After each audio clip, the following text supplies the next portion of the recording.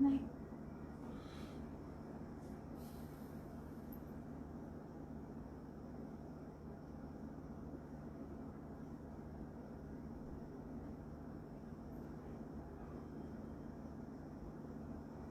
नमस्कार.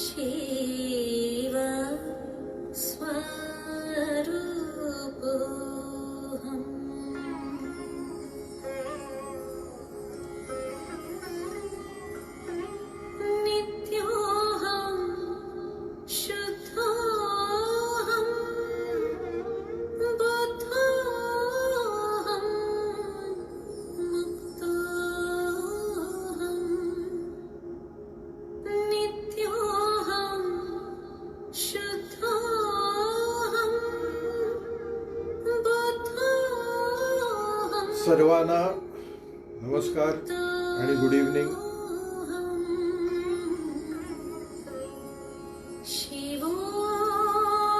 संदेश Kadam good morning म्हणतायत. इव्हनिंग झालेली आहे.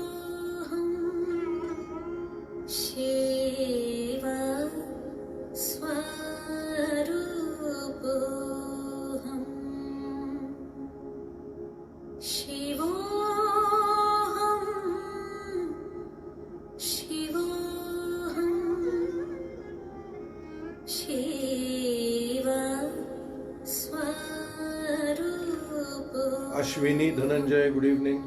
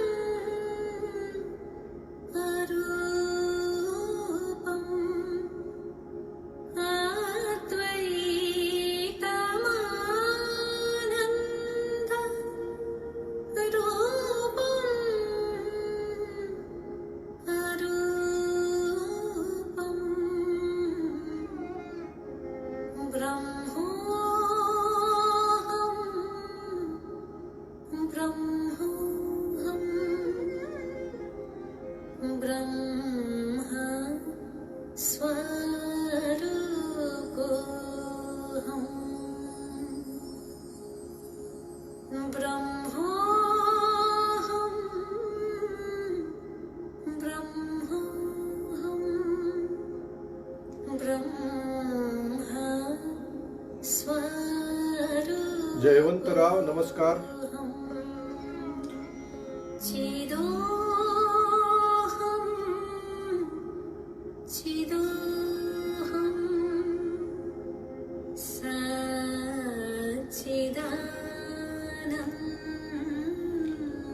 स्वाती टुमरे म्हणतात आज आत्मानंद झालेला आहे. तोच प्रयत्न आहे. व्हावा अशी इच्छा आहे.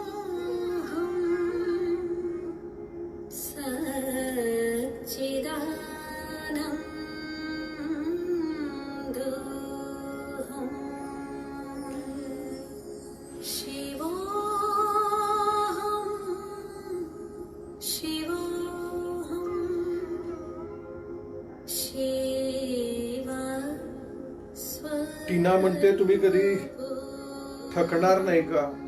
नेहमी फ्रेश दिसता. आम्हालाही टिप्स द्या. तेच करत आलोय ना टीना इतके वर्ष.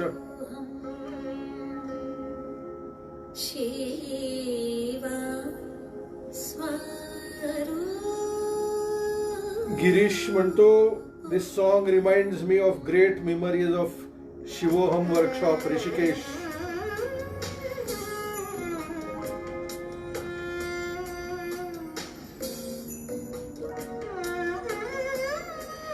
शैलेंद्र, युट्यूब वरती जाऊन शोधा की शिवोहम. कशाला लिंक पाठवत बसायला पाहिजे. माझं काम थोडंसं कमी करा.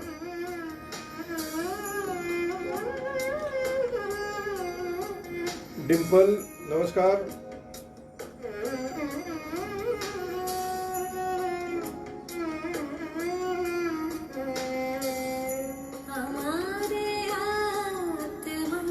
मनीषा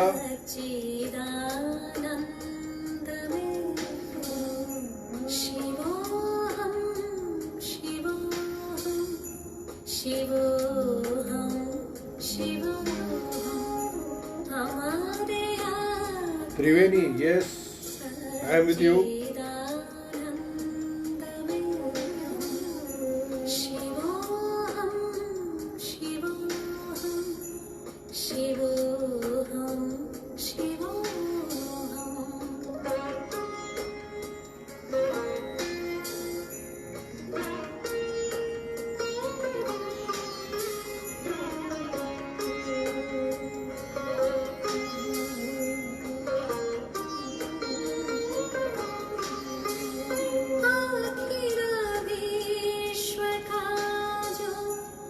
मी तुम्हाला सगळ्यांना प्रत्यक्ष भेटायला उत्सुक आहे. निखिल थँक्यू.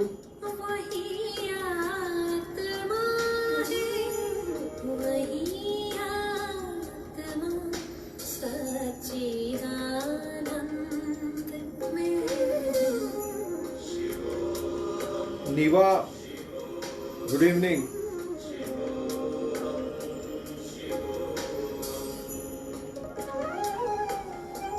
चला आणि 30 सेकंदात सुरू करायचं.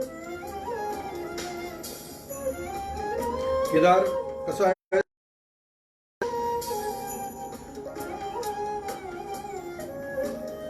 मनीष पेंटिंग माझ्या मुलीने केलेलं आहे.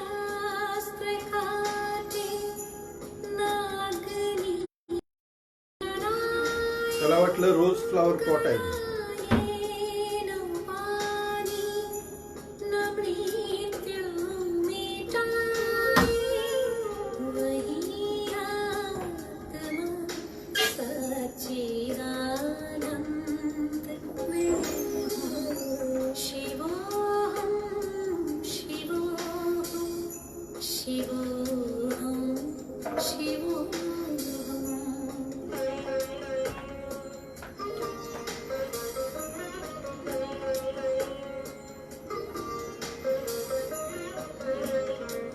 प्रशांत वागसकर साहेब नमस्कार. बरेच दिवसात तुमचं दर्शन नाही आहे.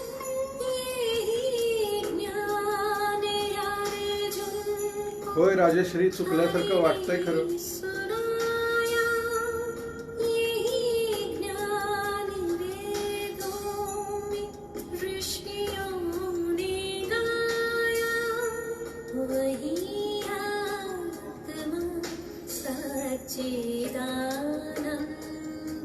बाळकृष्ण, हर्षद,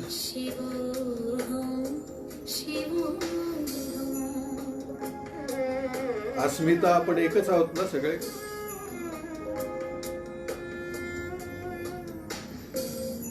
योगेश आंबे, मस्त कुठलं तरी फेसबुक वरती काहीतरी कार्टून पाठवत असतात, छान होतात.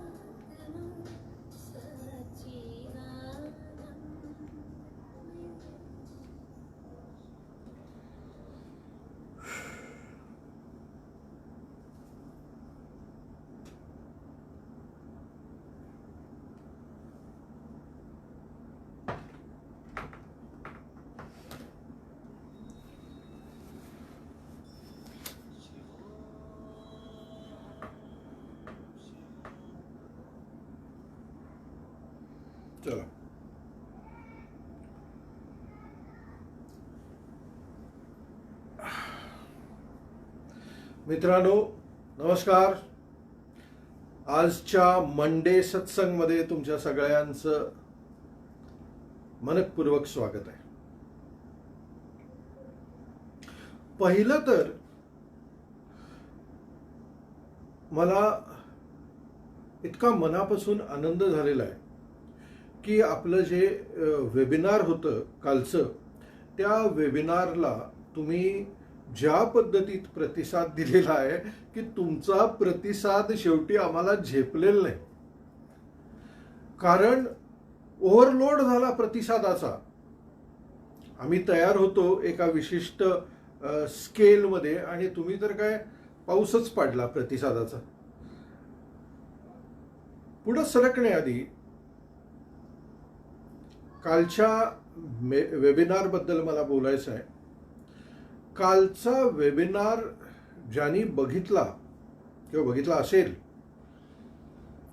त्यांच्यासाठी तो एक आय ओपनर आहे. I opener.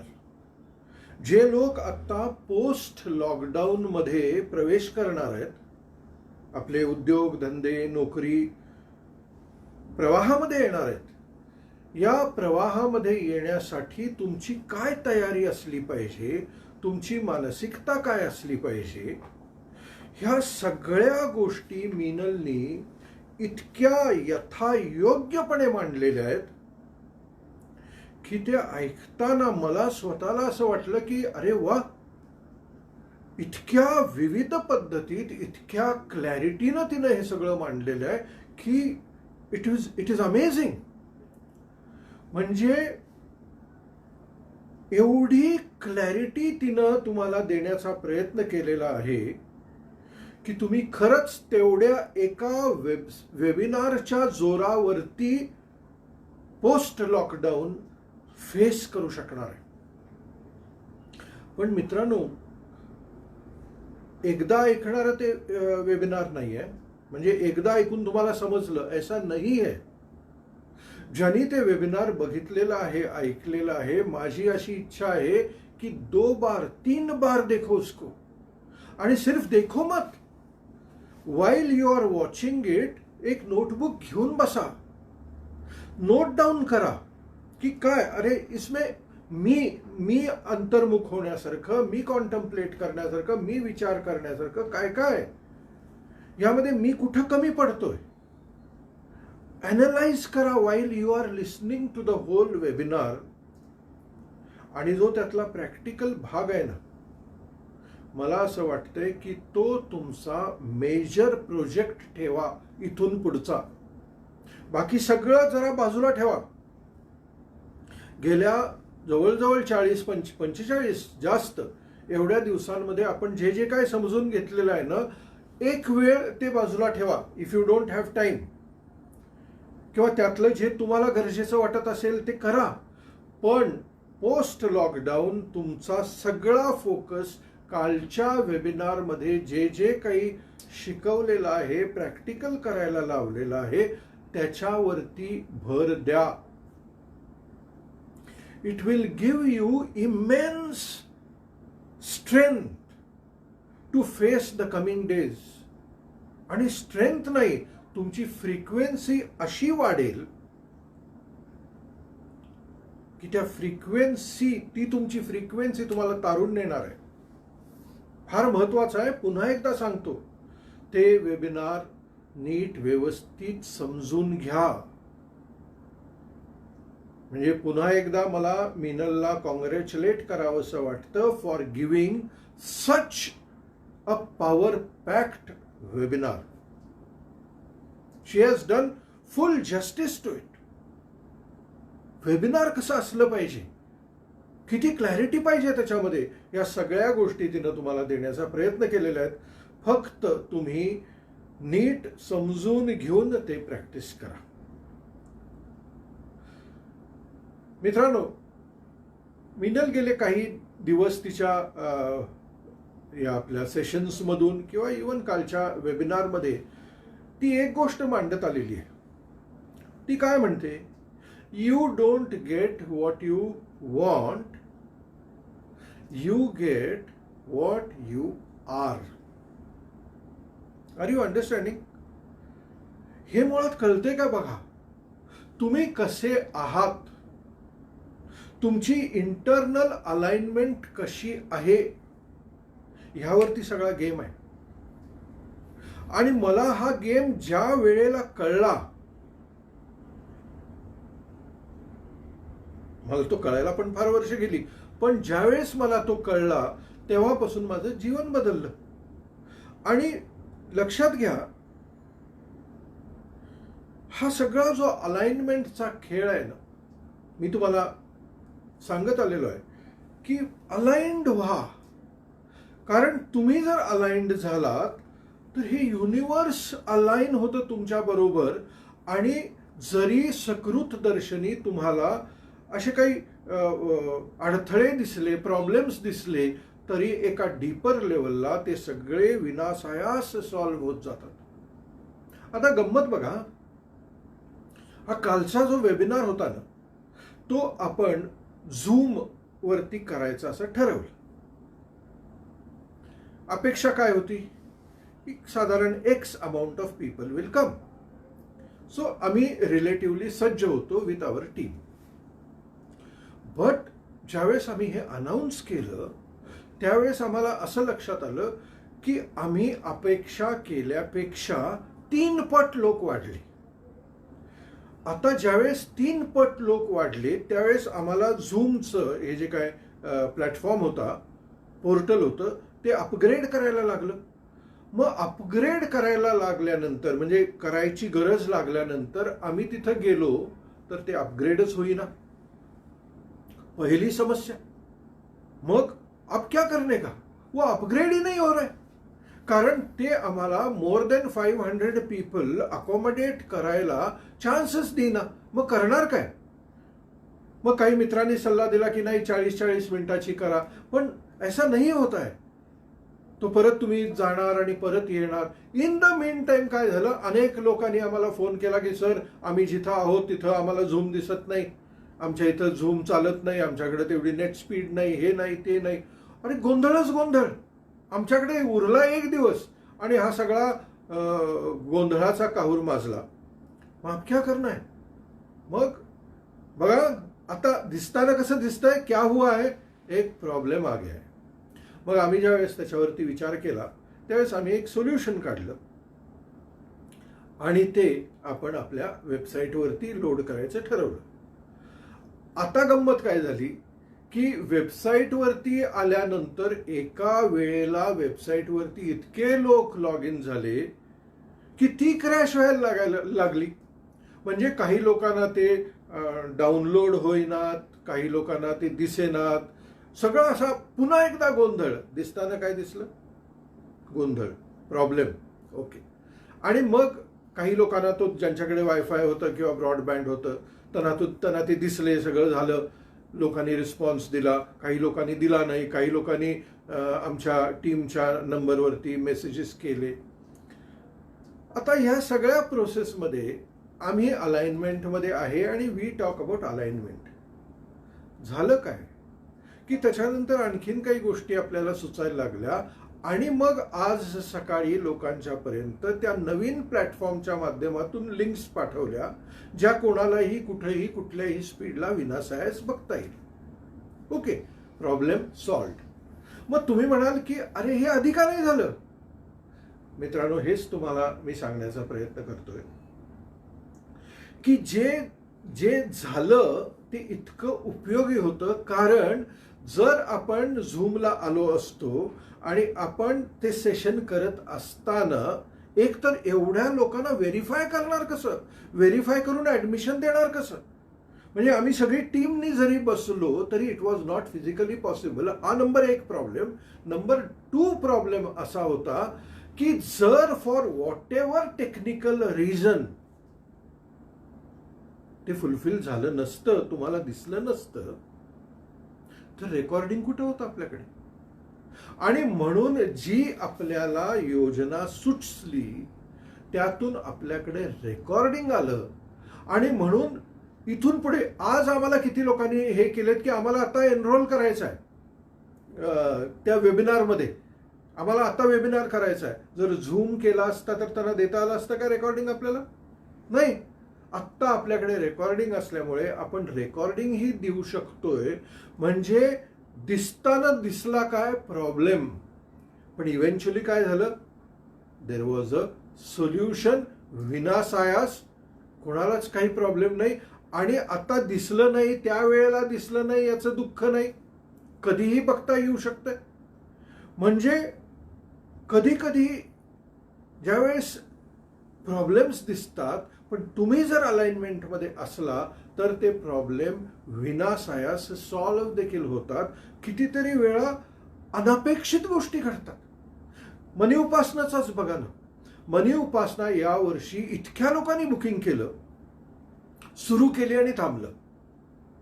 बरोबर, एक तर प्रॉब्लेम, पण एक सोल्युशन काय आपल्याला मिळालं की हे ऑनलाईन यायला लागलो, आपण रोज यायला लागलो. म्हणजे जे मनी उपासनाचे पार्टिसिपंट्स होते किंवा जे कोण आपल्याशी कनेक्टेड होते, सगळ्यांना रोज काहीतरी स्वतःला चार्ज करायला मटेरियल मिळायला लागलं. सो नोबडी ॲक्च्युली मिस्ड मनी उपासना.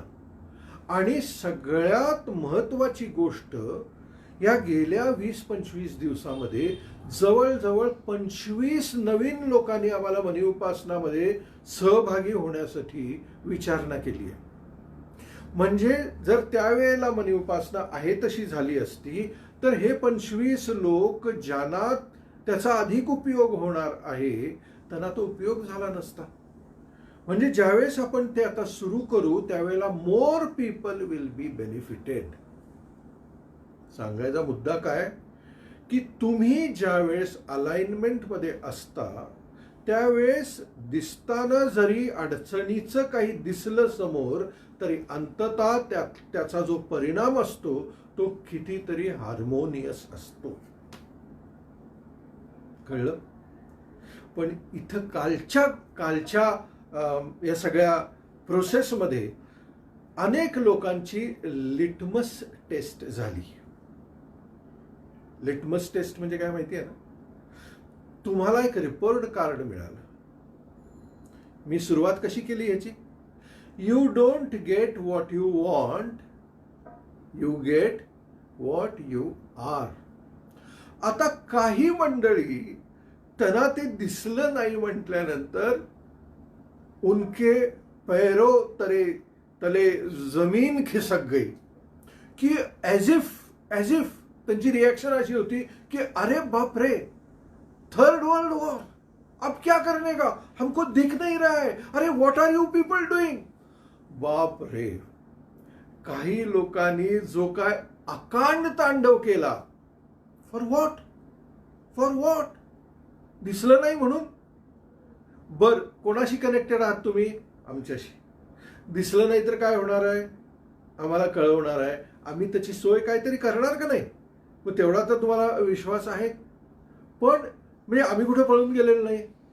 एवढं सगळं असताना काही लोक म्हणजे त्यांचा ते सेंटर शॉक असतो ना, तशाची केस वगैरे उभा राहील.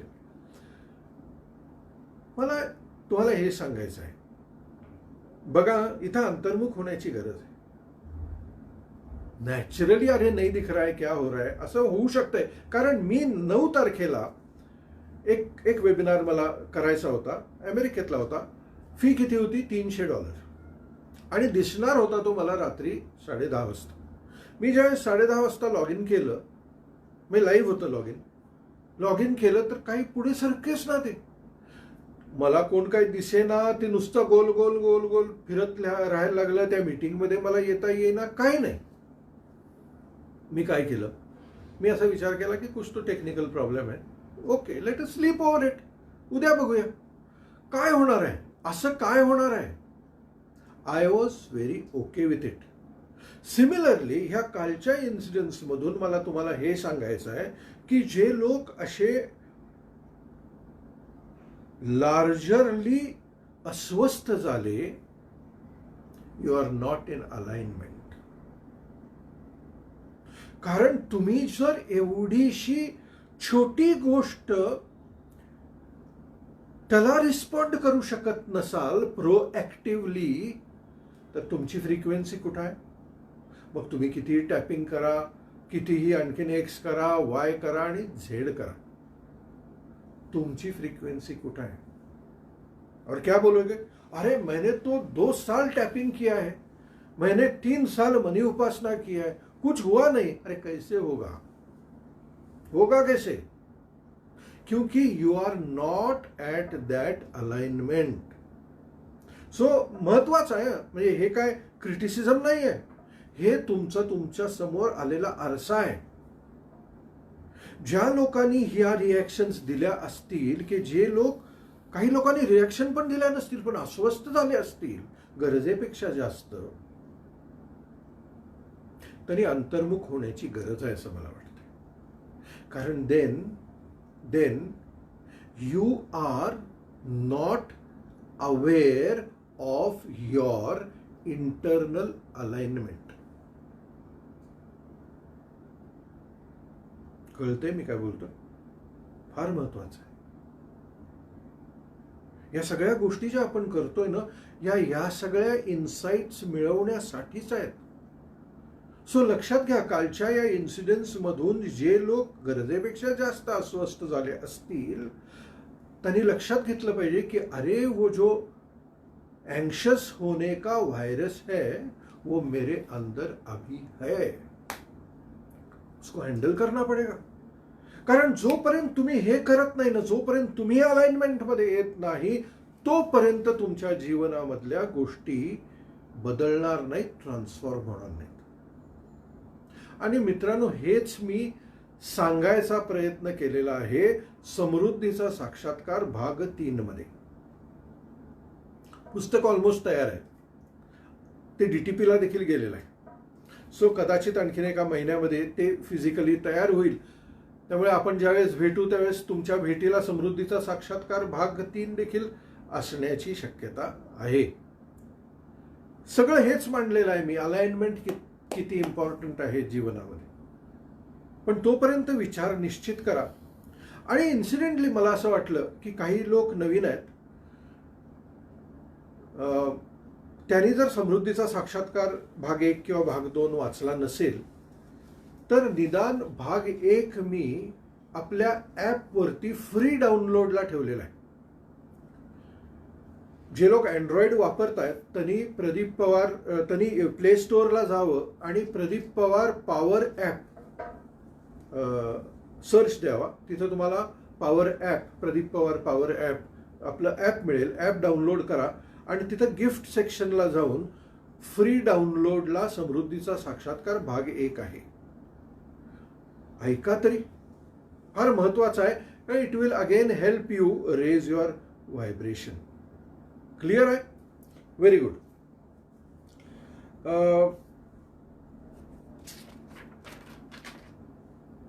मित्रांनो,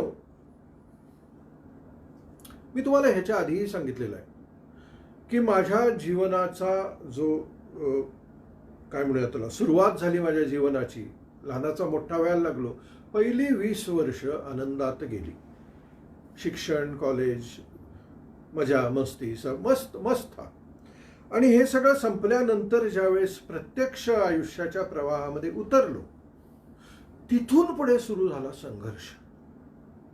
एक तर मुळात हुशार विद्यार्थी होतो, एक्स्ट्रा को करिक्युलर ॲक्टिव्हिटीजमध्ये चांगला होतो, स्कूल कॉलेजेसमध्ये नावाजलेला होतो.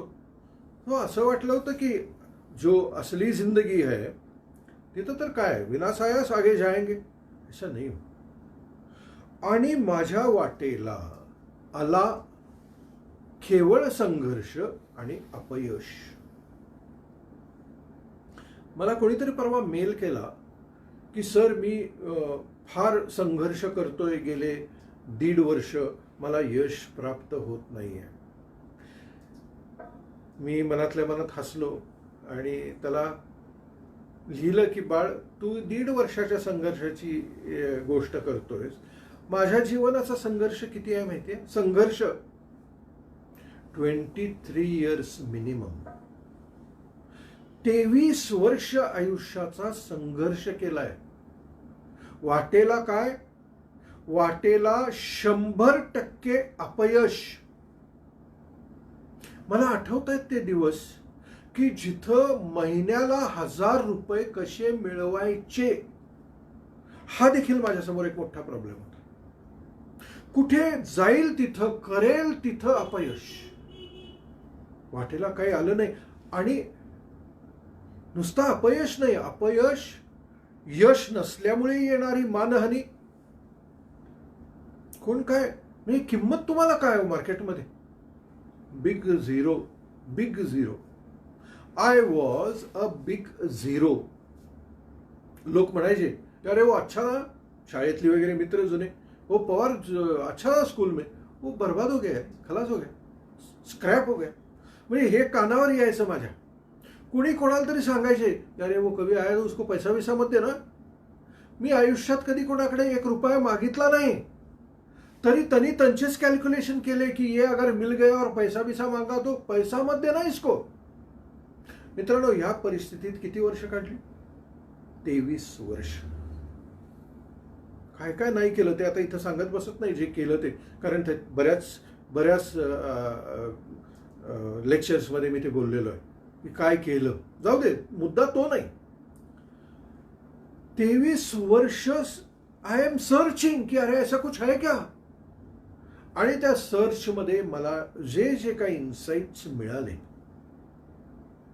काही प्रॅक्टिकल होते, इमोशनल होते, काही मिस्टिक होते, गूढ होते, आणि काही स्पिरिच्युअल होते. सगळ्या गोष्टी तर मी तुम्हाला इथं सांगू शकणार नाही आज, पण मला असं वाटतं की निदान प्रॅक्टिकल ज्या मला गोष्टी कळल्या ना, त्या जर तुम्हाला कळल्या तर तुम्हाला एक मार्ग मिळेल.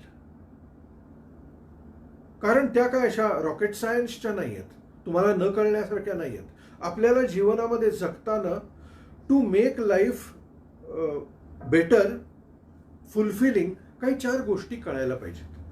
ज्या लोकांना कळल्या त्या लोकांना उपदेश करतायत, आज देखील करतायत त्यांच्या परीनं. अर्थात उपदेश करणारा प्रत्येक माणूस कोणतरी गुरुच असला पाहिजे असं काही नाही. माझ्यासारखा एक सामान्य माणूस देखील तुम्हाला उपदेश करू शकतो, कारण I have gone through all that.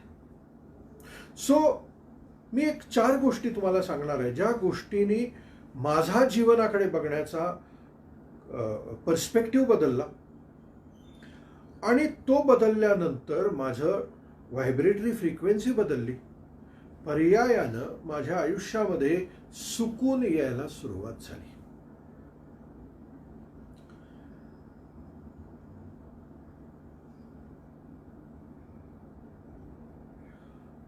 पहिली गोष्ट तुम्हाला सांगतो, अर्थात ज्या गोष्टीनं माझ्या जीवनामध्ये फार बदल घडवला, ती एक गोष्ट आहे. फक्त माझ्याकडे फार वेळ नाही आहे ती गोष्ट सांगू की नको असा विचार करतोय. आता गोष्टीत नाही वेळ घालवत, फिर कमी. पहिली गोष्ट काय, पहिली गोष्ट जी मला कळली ती गोष्ट अशी होती की जी काही सिच्युएशन जीवनामध्ये येईल, ऐका नीट, जी काही अप्रिय, नको असणारी, प्रॉब्लेमॅटिक, अडचणी रहित किंवा विचेवर जी काही नको असलेली निगेटिव्ह सिच्युएशन जीवनामध्ये येईल, त्याला मी 100% विरोध करायचा थांबवला. विरोध म्हणजे की हे माझ्या वाटेला का आलंय, असं मी काय केलं होतं, हे जे सफरिंग आहे ना, हे सफरिंग थांबवलं. आणि मी विचार असा केला की ये आया है ना मेरे जिंदगी में, ओके,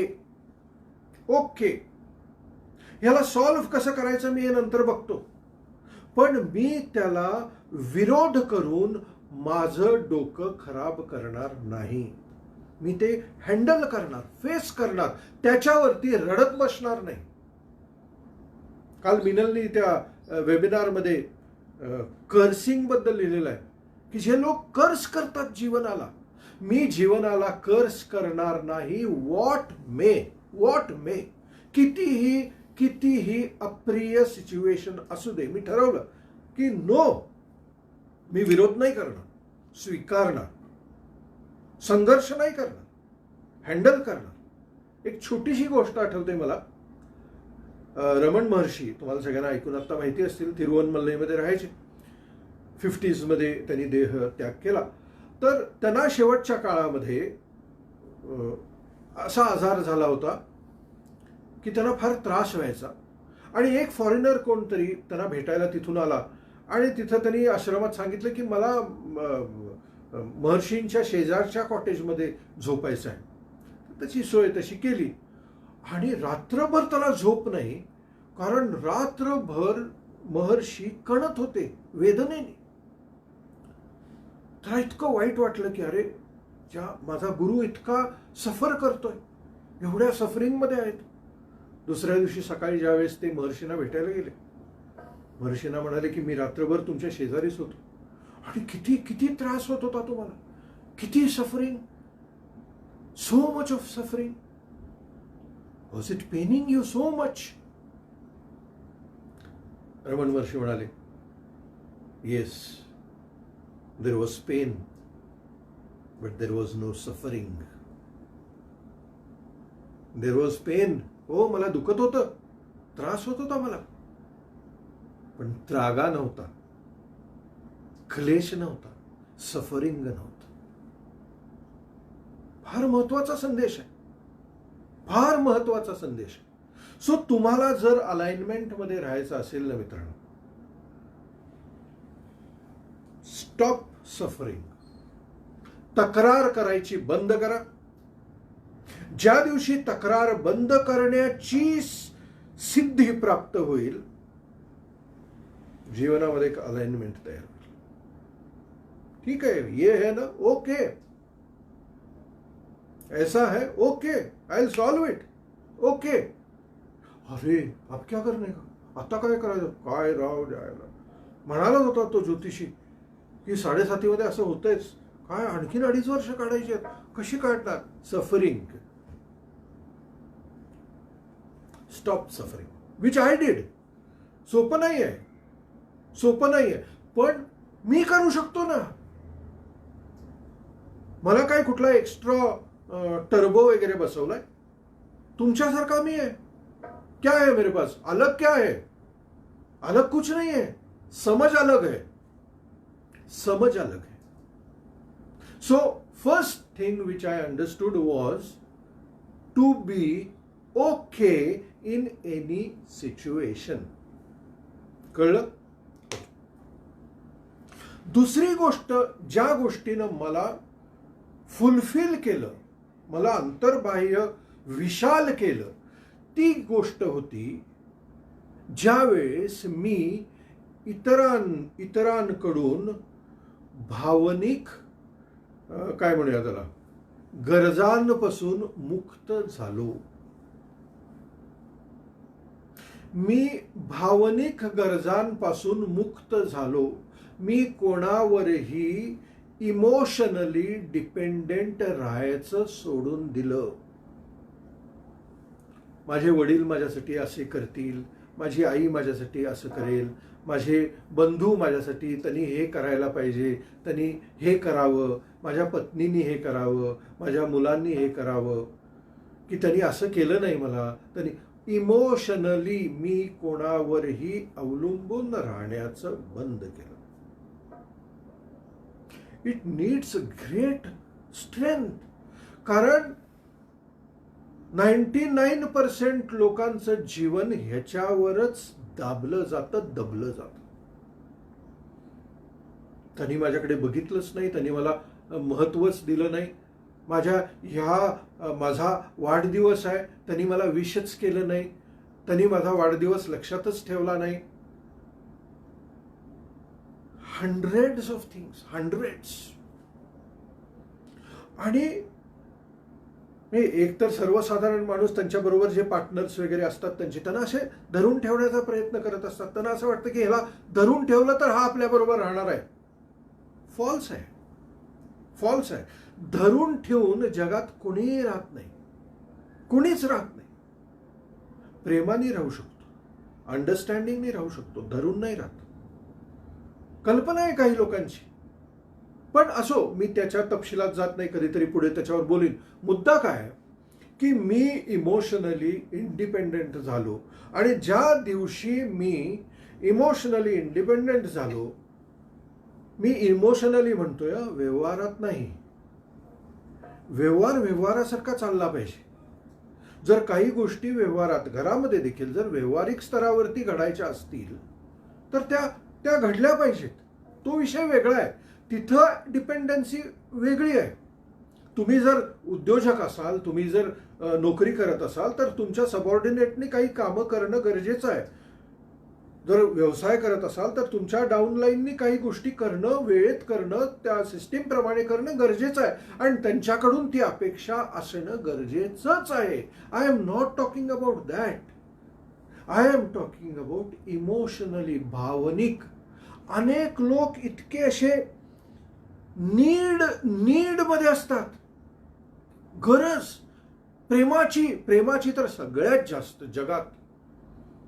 मी म्हणणारे सक्सेसफुल सेलिब्रिटी ज्यांच्याकडे सगळं होतं, त्यांनी आयुष्य त्यागलं, सुसाईड केलं. का? कारण त्यांच्या जीवनामध्ये त्यांना हवं तसं प्रेम नव्हतं. हा जो नीड आहे ना, हा नीडी जो आहे ना, गरजू जो आहे ना, हा गरजू आपल्यातनं काढवला पाहिजे. इमोशनली ज्याच्याकडे ही शक्ती निर्माण होईल तर जाएगी जिंदगी, तर जाएगी. तरणार. माझी तरली है. काही लोकांना हे इम्पॉसिबल वाटेल, ठीक है, वो उनके लिए है ही नहीं है. लेकिन जो कम से कम समझ तो पाते हैं, आज तरी जना घेता येते, विचार करा. नहीं तो छोड़ो, क्या फर्क पड़ता है, वैसे भी जिंदगी चली रही है ना. राइट. तिसरी महत्वाची गोष्ट, मी कोणत्याही परिणामांपासून आसक्त व्हायचं सोडून दिलं. शुद्ध कर्मयोग काम करणार मी, पण मी आसक्ती सोडली. Are you understanding? आसक्ती म्हणजे मला एखादी गोष्ट मिळालीच पाहिजे असं रिजिड नाही आहे आयुष्य. अहो, कितीतरी लोक हे मिनलकडे कन्सल्टिंगला येतात ना, त्यांना कोणतरी त्यांच्या डोक्यात एक व्यक्ती असते, ती त्यांना काहीही केलं तरी हवीच असते जीवनामध्ये. त्याला काही इंटरेस्ट नसतो तुमच्यात, त्याला किंवा तिला इंटरेस्ट. ह्याला असं काहीतरी वेड यांच्या डोक्यात असतं की ये चाहिए, बाकी दुनिया बाजू में रखे, हे पाहिजे. याला आसक्ती म्हणतो. मी ही नुसती आसक्ती व्यक्तींबद्दलची बोलत नाही.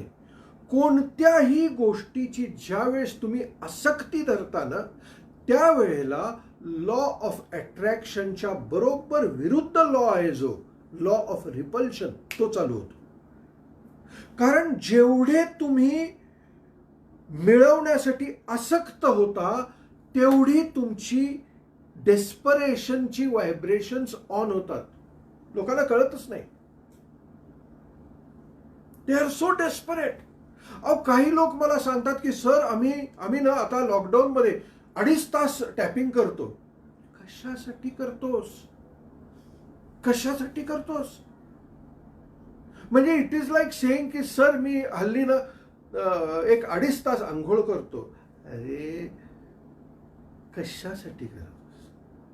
5 मिनिटात आंघोळ होते ना. मग 5 मिनिटात तुझं किंवा 10 मिनिटात किंवा 15 मिनिटात तुझं बेसिक टॅपिंग होत असेल तर 2.5 तास बडवत कशाला बसतस? दिसताना असं दिसते की नाही, वो साधना कर रहा है. साधना बिधना काही नाही, तो आसक्त आहे. त्याला लवकर काहीतरी परिणाम बघायचे आहेत म्हणून 2.5 तास बडवत बसतो. ही आसक्ती is not, will never take you anywhere.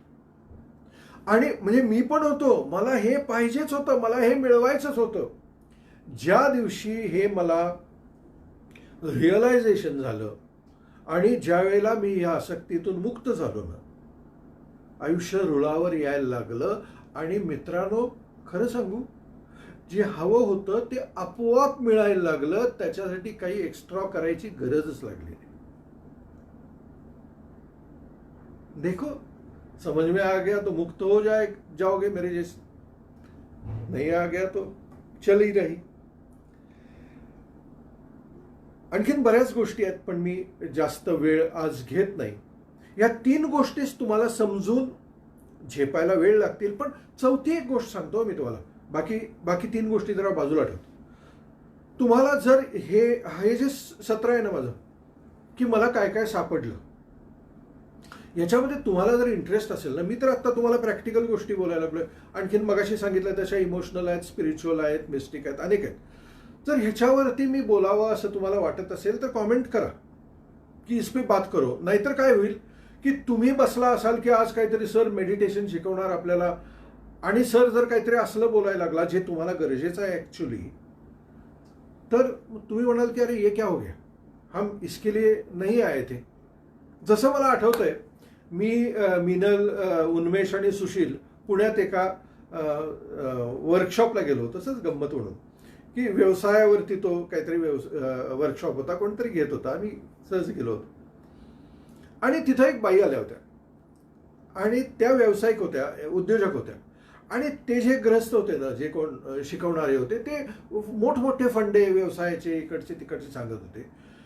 कोणाला काही प्रश्न आहे काय असं त्यांनी विचारल्यानंतर त्या बाईने हात वर केला. त्या म्हणाल्या की अहो सर, हे तुमचं नाही, हे सगळं जरा बाजूला ठेवा. आमच्याकडं माणसं कामाला राहत नाहीत, काय करू, तुमच्याकडे काय उत्तर आहे काय, त्याच्यासाठी आले मी. हा तो माणूस निरुत्तर. आता तुझ्याकडे माणसं कामाला राहत नाही, त्याचं उत्तर माझ्याकडे कसं असणार? मी धंदा कसा करावा हे शिकवायला आलेलो आहे, माणसं कशी ठेवावीत हे नाही. पण त्या बाईना इंटरेस्ट कशात होता? माणसं माझ्याकडे राहतील कशी, ती राहत नाहीत, त्याचं उत्तर द्या. ब्रेक झाल्यानंतर ती बाई निघून गेली. ते लक्षात आलं की हे जे काय बोलतायत हे मेरे उपयोग की नाही आहे हे सब चीज. तसं व्हायला नको. म्हणजे मी काहीतरी लाईफ लेसन्स तुम्हाला द्यायला लागलोय आणि तुम्ही जर मेडिटेशन करायला बसला असाल तर तुम्ही म्हणणार आईला हे जे बोलणं संपत नाही, मेडिटेशन कब करेगा? मैं आज मेडिटेशन के मूड में ही नहीं हूं, मैं आज तुम्हें जगाने के मूड में हूं. अगर जगना है तो. आणि पुढे जर अगर जगना है तो अशा छोटे छोटे इन्साइट्स मी टाकत जाईन. तुम्ही कमेंट करा टाकू की नको. नाही तर कल से नहीं, अगले संडे से मेडिटेशन करवाएंगे. सही आहे ना? सो ऐका, शेवटची गोष्ट, ज्या गोष्टीनं मला अंतर्बाह्य मुक्त केलं, काय ठाऊक आहे? मी ह्या गोष्टीपासून मुक्त झालो की त्यांना काय वाटेल. ऐका, कशापासून मुक्त झालो? त्यांना काय वाटेल. अहो, आयुष्य गेलं होतं की त्यांना कसं माझ्याबद्दल वाटतंय, त्यांना काय वाटतंय, ह्यांना काय वाटतंय, ह्यांना काय वाटतंय, आणि मग ह्यांना चांगलं वाटावं ह्यासाठी मी काय करू. अरे माझा जीव मारत होतो मी, त्यांना कसं, मी चांगला कसा वाटेन. नंतर असं वाटलं की गो गेट ऑइल.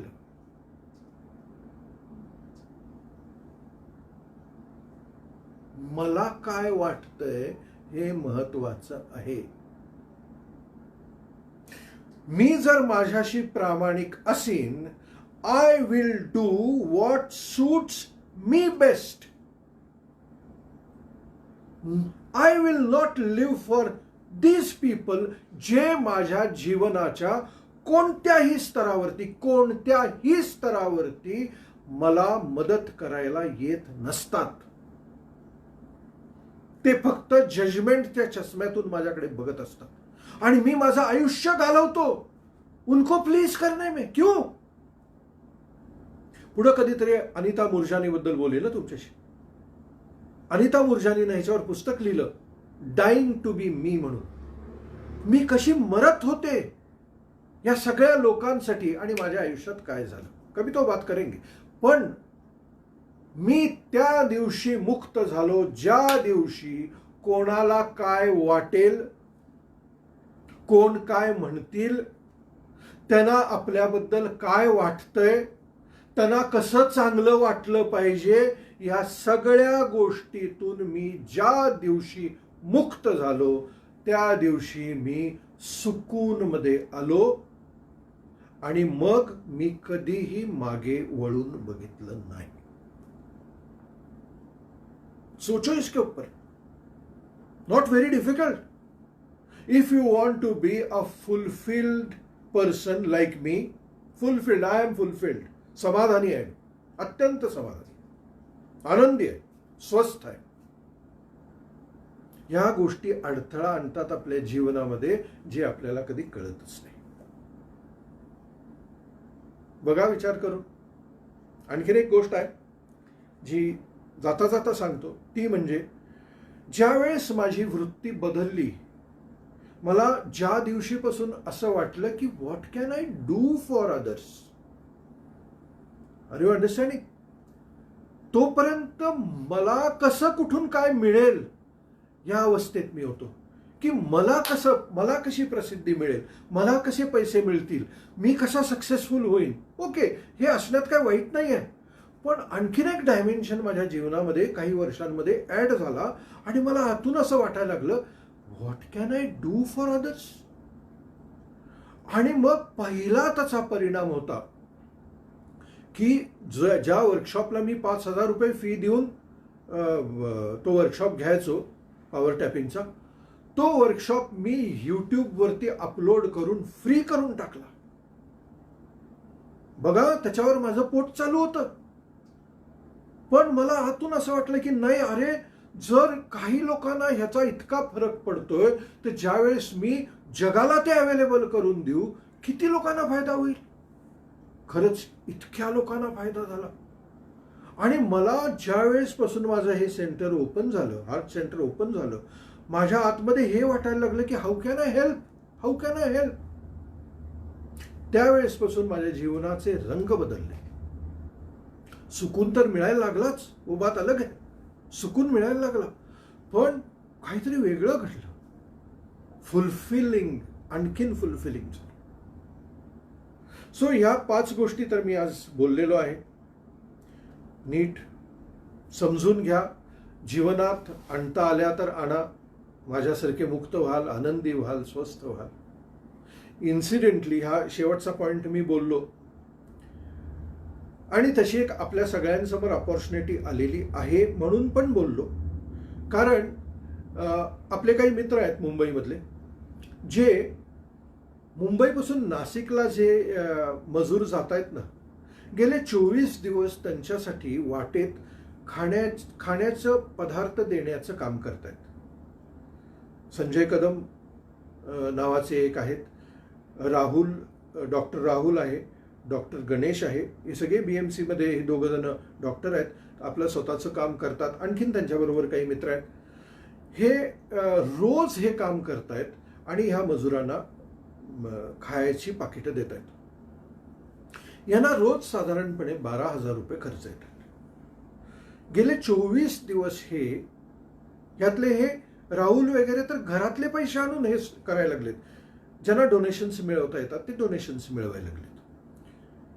पण आता मला असं वाटलं, मला हे ज्यावेळेस कळलं आज, त्यावेळेस मला असं वाटलं की तुमच्या सगळ्यांशी बोलून बघूया. आपलाही खारीचा वाटा असू शकतो ना यामध्ये, का नसावा. या बिचाऱ्या गरीब लोकांना त्यांचे आपण ज्यावेळेस टेलिव्हिजनवरती फोटो बघतो, व्हिडिओ बघतो, इतकं मला असं आत दाटून येतं की अरे व्हॉट कॅन आय डू आणि हाऊ कॅन आय डू. इथं एक अपॉर्च्युनिटी आलेली आहे. तुम्हाला जर कोणाला या मुलांना मदत करावीशी वाटत असेल तर मी खालती कॉमेंटमध्ये संजयचे किंवा राहुलचा किंवा जे काय संबंधित लोक आहेत त्यांचा नंबर देतो. तुम्हाला जर खरंच काही त्यांच्यासाठी करावं असं वाटलं, तुम्ही किती करावं इज नॉट द क्रायटेरिया, करावं इज द क्रायटेरिया. कारण अशा अपॉर्च्युनिटीज आपल्याला फारशा जीवनामध्ये मिळत नाहीत. सो तुम्ही जर काही करू शकलात तर it will be well and good, त्यांना मदत होईल. तर हे नंबर टाकतो, त्या नंबरवरती त्यांना कॉन्टॅक्ट करा. त्यांचे काही पेमेंट डिटेल्स काय आहेत किंवा कुठं पैसे त्यांना द्यायचे, जीपेवरून द्यायचे का अन्य कुठे द्यायचे ते बघा आणि see if you can do something. आणि मी एक तुम्हाला सांगतो, तुम्ही जर हे केलं, परत एकदा सांगतो की how much money you give is not the criteria. To give is the switch. कळतंय ना? तुम्ही ज्यावेळेस रस्त्याकडेला उभा राहिलेल्या एखाद्या वृद्ध महिलेला रस्ता ओलांडून देता, यू डोंट गेट एनी मनी किंवा तो एक्सचेंज काय पैशात झालेला नाहीये, पण तुम्हाला आत एक असं काहीतरी वाटतं. एक छोटीशी गोष्ट केलेली आहे तुम्ही, छोटीशी गोष्ट आहे रिलेटिव्हली, पण तुम्हाला आत एक प्रचंड समाधान वाटतं. ते समाधान जे आहे ना, it's the opening of your heart centre.